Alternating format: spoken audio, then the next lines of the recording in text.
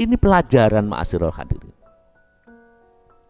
Begitu pula kalau kita masuk di bulan Ramadan, lebih-lebih di malam terakhir ini, 10 hari terakhir. Kalau kita sujud ke masjid niat iktikaf, dorongannya tidak mengabdi kepada Allah. Dorongannya karena pundi-pundi, dorongannya karena khairun min alfi syahrin. Malam itu lebih baik dari 1000 bulan. Apa yang terjadi? Apa bedanya? Remaja yang mudah dikalahkan oleh setan karena dorongan, karena emas. Begitu pula saya panjenengan al-fakir masuk ke dalam masjid, berjam-jam iktikaf di dalam masjid, menjelang subuh pulang, tapi dorongannya tidak mengabdi kepada Allah. Allahu Akbar.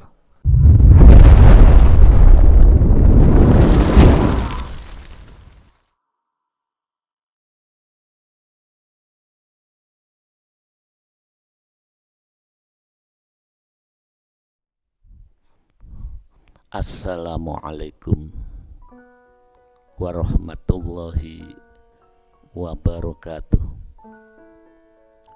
Ma'asyiral hadirin pemirsa dimanapun berada, begitu pentingnya nilai pengabdian kepada Allah Subhanahu wa ta'ala.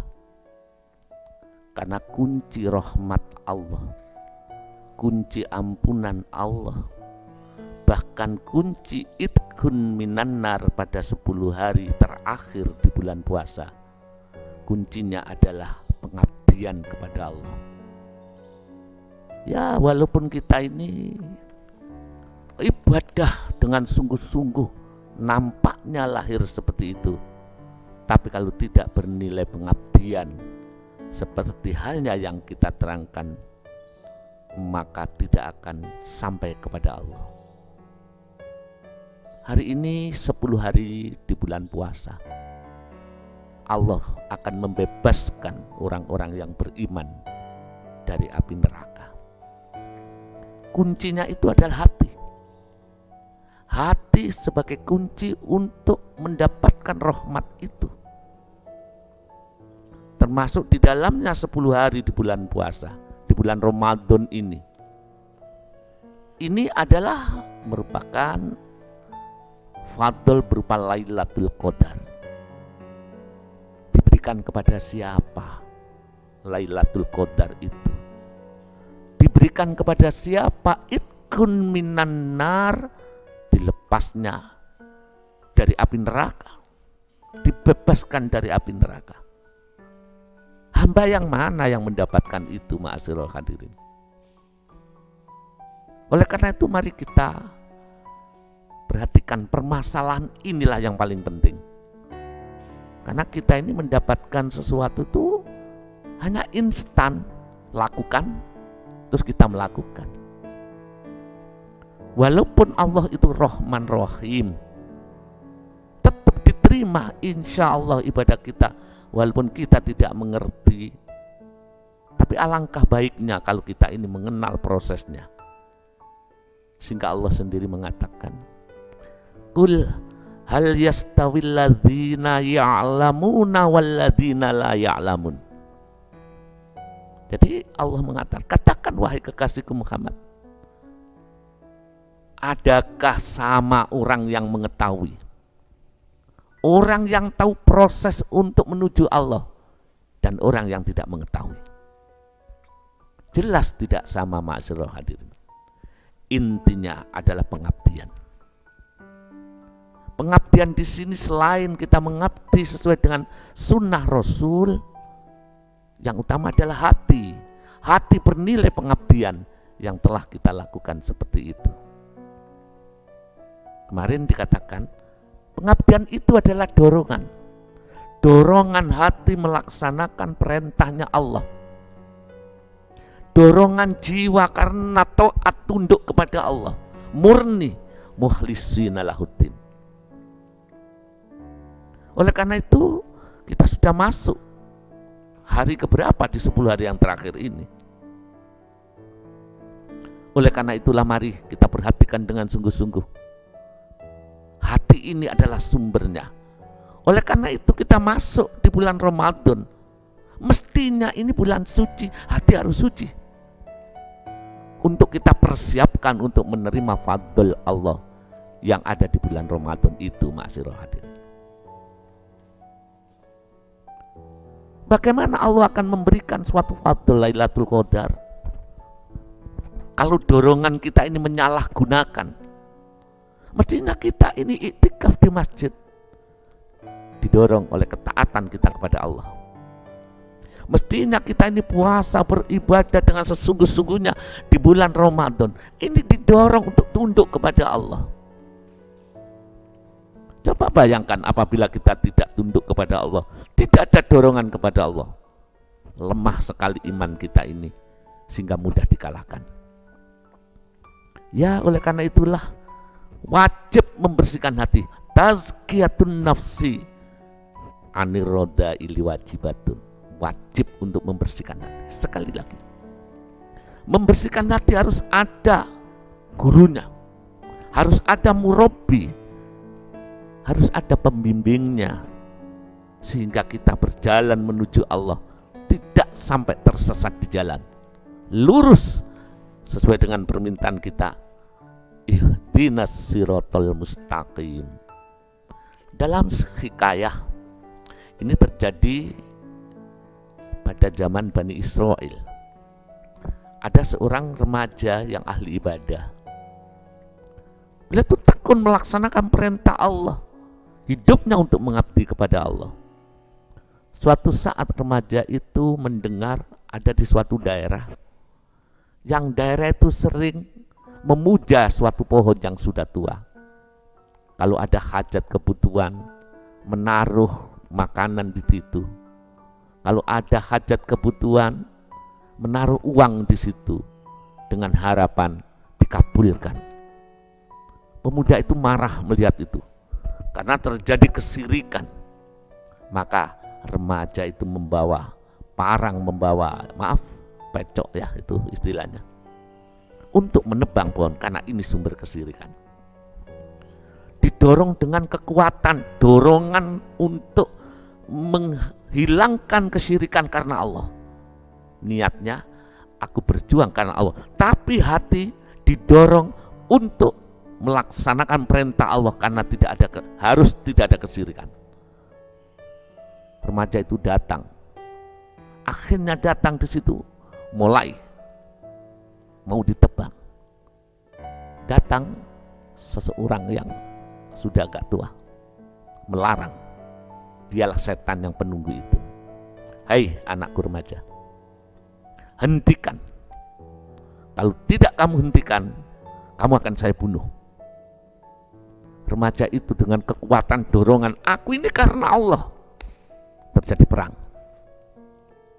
Si orang tua itu kalah, dengan mudahnya dikalahkan oleh remaja itu. Setelah kalah, mulai ditebang lagi.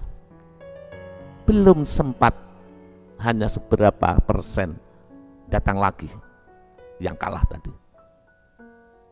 Terjadi pertengkaran lagi, sangat mudah sekali dikalahkan oleh remaja. Akhirnya terjadi nego, wahai anakku, ini bukan urusanmu. Andaikan kamu diam, itu lebih baik. Gini saja, biarlah pohon ini ada di sini, pulanglah. Nanti kalian akan saya kirim koin perhiasan emas. Setiap kalian sholat akan kuberi emas kami. Bangunlah sebuah tempat ibadah. Ajak orang-orang itu supaya tidak menyembah ini, sehingga kamu lebih baik, tidak payah-payah. Akhirnya dipikir oleh anak remaja tersebut. Akhirnya mau, oke, baiklah.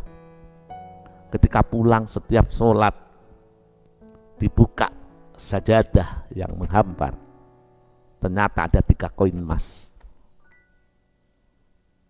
Pada hari berikutnya setelah ibadah dibuka hamparan sajadah itu, ada 3 koin emas lagi sampai hari ketiga. Pada hari keempat dibuka sajadah, tidak ada emas itu. Mungkin ditunggu, mungkin lupa setan ini. Besoknya demikian, tidak muncul lagi emas itu. Sampai hari yang ketiga tidak ada lagi koin emas itu, perhiasan itu. Maka marahlah remaja itu. Dia mengatakan, kurang ajar, sekarang tetap akan saya tebang.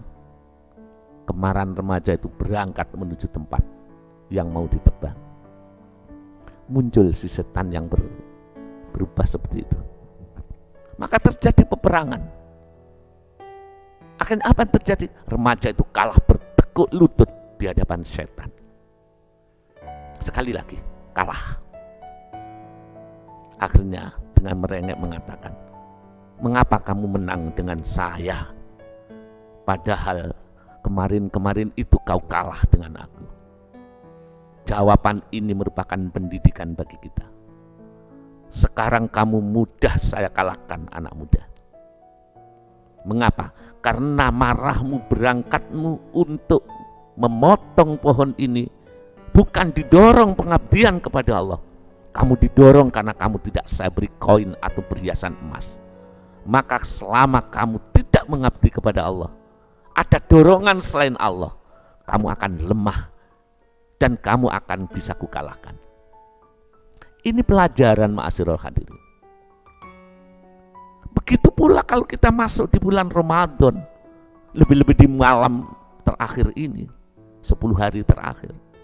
Kalau kita sujud ke masjid niat iktikaf, dorongannya tidak mengabdi kepada Allah. Dorongannya karena pundi-pundi, dorongannya karena khairun min alfi syahrin. Malam itu lebih baik dari 1000 bulan. Apa yang terjadi? Apa bedanya? Remaja yang mudah dikalahkan oleh setan karena dorongan, karena emas.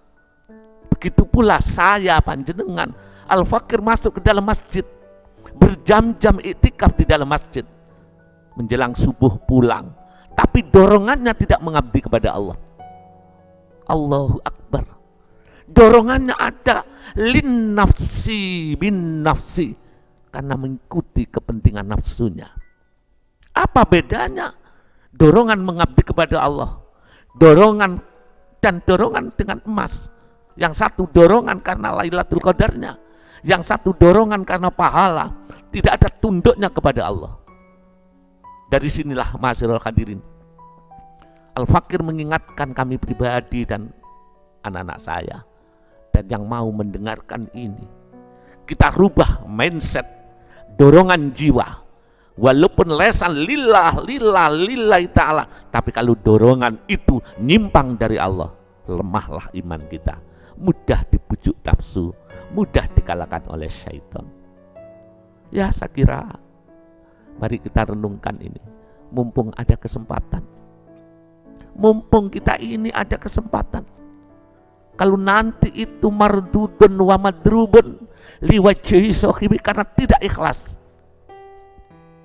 ditolak oleh Allah, bahkan dilempar kepada orang yang beribadah. Ketika kita pulang besok ke alam barzah, yang akhirnya nanti ujungnya di alam akhirat yang selama-lamanya kita tidak punya bekal, artinya kita akan sengsara selama-lamanya. Oleh karena itu mari di akhir ujung ini kita mohon kepada Allah agar hati ini diberi hidayah, hati ini dituntun untuk menuju jalan yang lurus, jalan yang lillah, yang benar-benar lillahi rabbil alamin, lillahi ta'ala, yang mana lesan dan perbuatan bahkan dengan hati sesuai dengan niat pengabdian diri kepada Allah. Mari kita mohon kepada Allah dengan membaca sholawat tauhid untuk pembersih jiwa. Allahumma ya wahidu ya ahad, ya wajidu ya jawad, sholli wa sallim wa barik ala sayyidina Muhammadin wa ala ali sayyidina Muhammad fi kulli lamhati wa nafasin bi adad ma'lumatillahi wa fuyudati wa amdati wa billahi taufiq wal hidayah. Wassalamualaikum warahmatullahi wabarakatuh.